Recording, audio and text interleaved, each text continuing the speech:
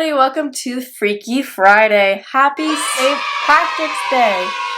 Alrighty, so today we are doing a very fun video. Ignore the red hair, it was painted for another look. We have a wig, okay? So ignore the red hair.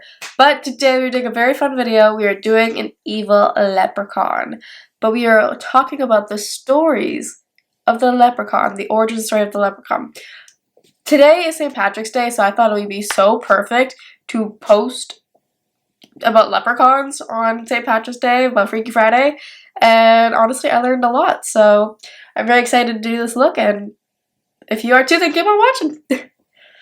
So I'd like to first start off with two disclaimers. One is that this is the second time that I filmed this look, so I'm sorry it's a little rushed and I'm a little exhausted. I accidentally deleted the footage the first time, so bear with me. And second of all, I'm not really well versed in the Irish language or pronunciation, so bear with me on this.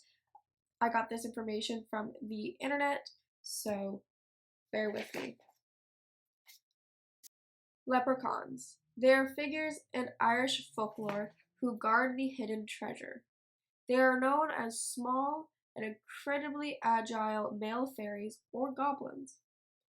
They mostly guard the pot of gold. Living solitary lives, they can be very mischievous and are famous for being very hard to catch. Leprechauns share many characteristics with other Irish, Celtic, and wider European mythology, but since the 19th century, they have been the most recognizable symbol of Irish folklore. According to some scholars, the word leprechauns come from the ancient Greek god of the sun and light. That god became a great warrior ruler of ancient Ireland. Lu's stature diminished over time as the Christianization of Europe gathered pace.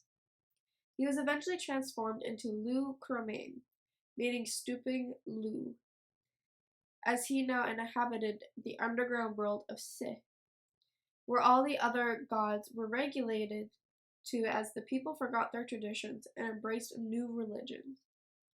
Lu thus became a sort of fairy craftsman, and from then on, Lu became leprechaun, the diminutive fairy goblin in medieval folklore. Another source of inspiration for the leprechaun is the small water spirits. As Celtic mythology, these elves or fairies, known as the Nucropain, first appeared in Irish literature in the Etra Fergusa, which dates back to the 8th century CE. Another possible inspiration comes from the terrible monsters, the Lucanage, who appeared in the 12th century CE. They are male spirits seen in wider European folklore, who are said to haunt cellars and sometimes carry a purse full of silver coins. The last one I will mention today is for the Far Derrig, who is an ugly little fairy with a wrinkled face. He is known to be able to change his size at will and is very fond of the practical jokes. But some can be lethal, making him considered to be evil. Now, there are so many facts about the leprechauns and where they came from and how they came to be, the inspiration behind their names and behind them. So that this was just a brief history. Now, out of curiosity, do you ever remember as a child setting up the traps to try and catch them? Because that's what many people will do. They would try to catch the leprechaun to steal their pot of gold, to become rich.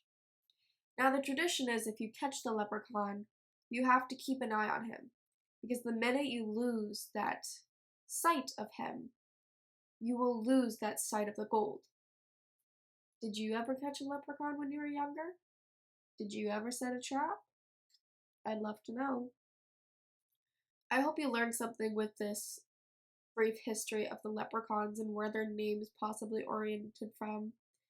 They are a huge part of the Irish folklore and out of the Irish beliefs. So hopefully you learned something today.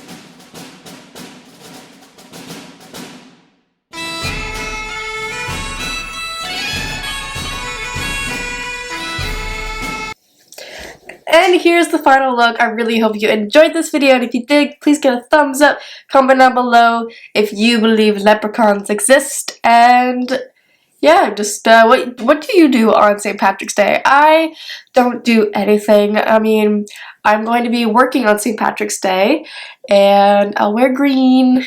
That's about it. But let me know what you guys are going to be doing tonight, and thank you so much for watching. As always, I would love if you would follow my other socials. They will all be linked in the description box, as well as you'll mean so much to me if you could ring that bell to never miss another one of my videos. And of course, subscribe to the channel to join the family. Thank you so much for watching. As always, all the story that I said today will be in the description box with all the products that I used in this video. I'll see you guys in the next one. Bye!